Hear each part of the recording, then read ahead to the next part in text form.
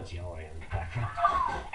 Good afternoon, everyone. Welcome once again to the Meat and Potato Show, conservative talk and awesome rock.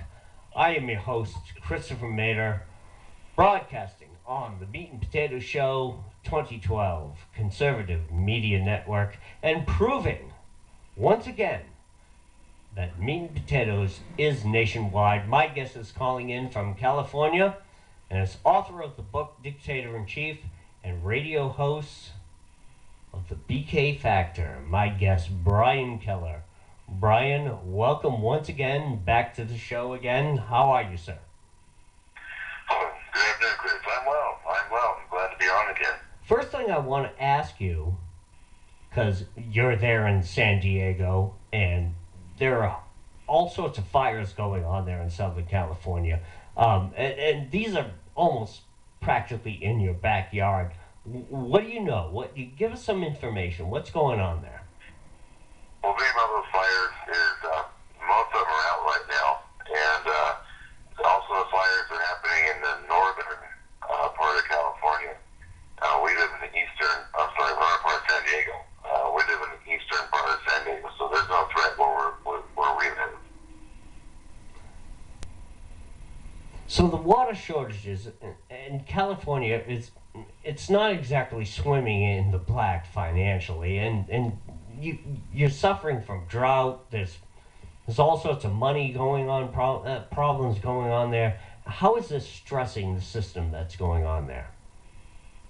Oh, it's stressing it. The bill for all the fires is already up to $60 million.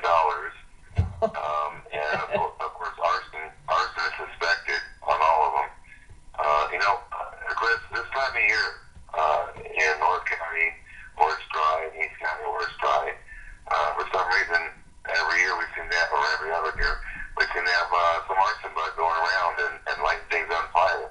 That makes you wonder if it's a fireman or not. Just saying. You know what? It's almost become, you could actually have a reality show. This year, California burning. It seems, it's so bizarre, yet for some strange reason, there are always photographs of the wonderful, beautiful, environmental places in California. I mean, is this, you live there. We're going a little off track here on the outline, but think about it. You live there, and you see this all the time, and you see the photographs that are put out there of beautiful California. You live there. What is actually going on there as far as the fires, the environmental problems? What is going on there?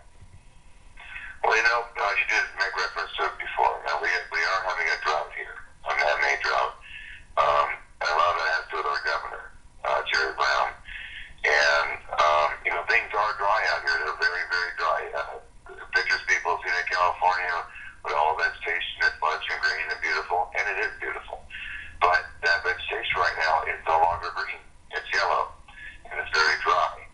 And you get that combined with the heat. And, some arson bug, whatever, they'll start lighting things on fire. But we haven't, where I live, in the area I live, we haven't rationed water yet. But in the city proper, they ration water. And what I mean by that is you can only water your lawn on certain days of the week for so long. Yeah. And if you do it any longer, if you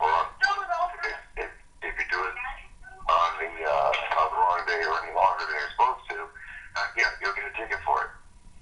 So it's crazy. That's insane. I'm going to talk to somebody tomorrow afternoon about water rationing and about the water rights that are going on over there.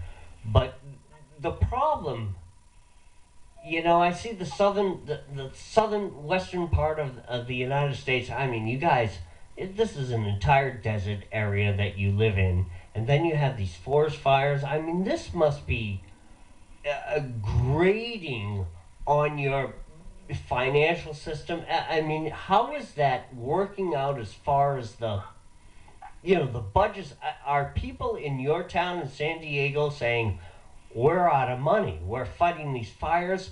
this must be a major part of biting into the local budgets, isn't it? Go ahead. You know, you're right. You're absolutely right. Unfortunately, the citizens here aren't, saying, "Oh, well, we're out of money." They're saying, put out my house."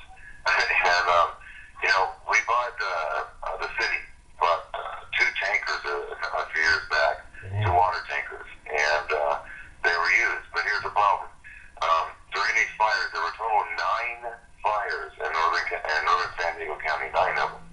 And we have two tankers, we had to get fire engines out here, fire companies out here from other cities even, and they were spread really thin. Even the military jumped in and helped with one of the fires because we were spread so thin. Wow. And yeah, you're right. We are poor. We are broke. We don't have the money, and that's one reason I think Jerry Brown declared a state of emergency so we can recoup those funds. Okay. Jerry Brown said state of emergency. Oh, yes, bail us out. We're already, California is billions of dollars in debt. Oh, yes, bail us out, federal government. Oh, God. We are in a mess, aren't we, Brian? What a freaking nightmare this is, huh? I mean, every year, Brian, you live there, but I watch television, and I see this all the goddamn time.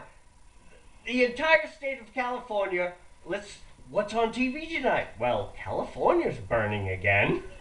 We see it all the time. You live there, Brian. You know what I'm talking about. Well, yeah, and the other aspect of it is this. During the time of those fires that everybody saw on TV, like I'm sure you saw and everybody else saw, there was also, out in East County where we live, not too far from where we live, a trailer that had gone up and burnt to the ground. They reported on that for about 15 seconds, and it went back to the big fires. Talk about media bias. Oh, good God. The rich areas, we're going to report, the rich areas of the multi-million-dollar homes, we're going to keep constant coverage of. The poor areas, well, we'll just do a blurb here and there. No, God bless you, Brian. Thank you for saying that on my show. Thank you for saying that. That's unbelievable. All right, Brian, thanks for that. Let's get into your book. Tell us about the book, Dictator in Chief. The question I want to ask you, I'm sorry, sir, I haven't had a time to read the book, but I want to talk to you about this. How did you conceive of this book? And I want to read from the review in Examiner that you had here. Let me pull it up. Dictator in Chief brings the possibility to light that any president could possibly decide to go rogue, whether or not he or she could actually be successful in becoming Dictator-in-Chief is an interesting thought. So go on, Brian. How did you come up with this book? And we all know who you're talking about, Brian. So go ahead. Take it from here. Take over the microphone. You do radio, Brian. Take over the microphone. Yeah, well, I'll tell you, Chris. I was watching TV once after Obama was elected. Actually, before he was elected. And I saw somebody on TV, and I don't know if anyone else saw this, but I saw this. The person was saying they were scared to death that if this guy got elected, that he would become a dictator. So I got to thinking. I said, well, wait a minute. If he were to become, if he were to be elected and become a dictator, how would he do that? How would he accomplish that? So I thought about it, and I put my thoughts down on paper and how that could happen. Now, I don't ever mention Obama's name in the book, and there's a reason for that. It's not that I'm afraid or anything like that. It's just to keep the interest up. And man, I had to tell you, I had to go have a thesaurus right next to me. So there's about 4 or 5 different ways I said dictator in there. But and so that was the idea that I started out with. And I thought, how would he do it? How could somebody, if they really became president, really want to become dictator, how could they do it? And I wrote it down, and it turned into a book. That's unbelievable. But isn't that what we are seeing in Obama right now? I mean, he rules by fiat. He does. He rules by fiat, doesn't he? He does. And you know what, Chris? I wrote this book. It's copyright 2010. So that was his second year in office. And especially chapter 7 of the book, it goes into a healthcare policy where he forces everybody into healthcare and how disastrous that is. And that's before Obamacare became law.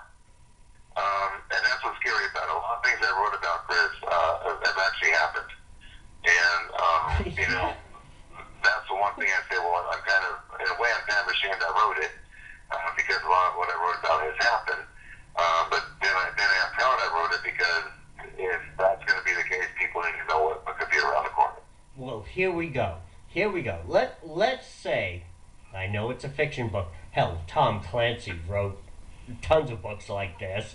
There's tons of authors who have written books like this, and it always comes to fruition. And here's the thing. I want to ask you about, let's say all of the stuff happens with Obama. Now you have Trey Gowdy. He's coming up to, he's going to do the hearings on Benghazi and the IRS probes. First of all, I want to ask you if you think there are going to be, is there going to be any progress on this? We heard the ISA hearings. ISA went nowhere. Do you think anything different with Benghazi, and how does this actually tie into your book? Well, sir, I think... Are you there? Oh my God. Oh, we will wait. Uh-oh. Call back again. This is the first time this has ever happened.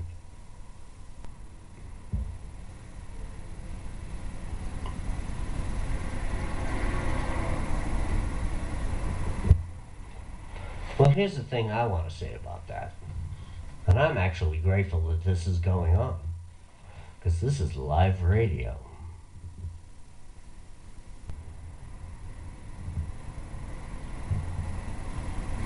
Nope, he's not going to call back again.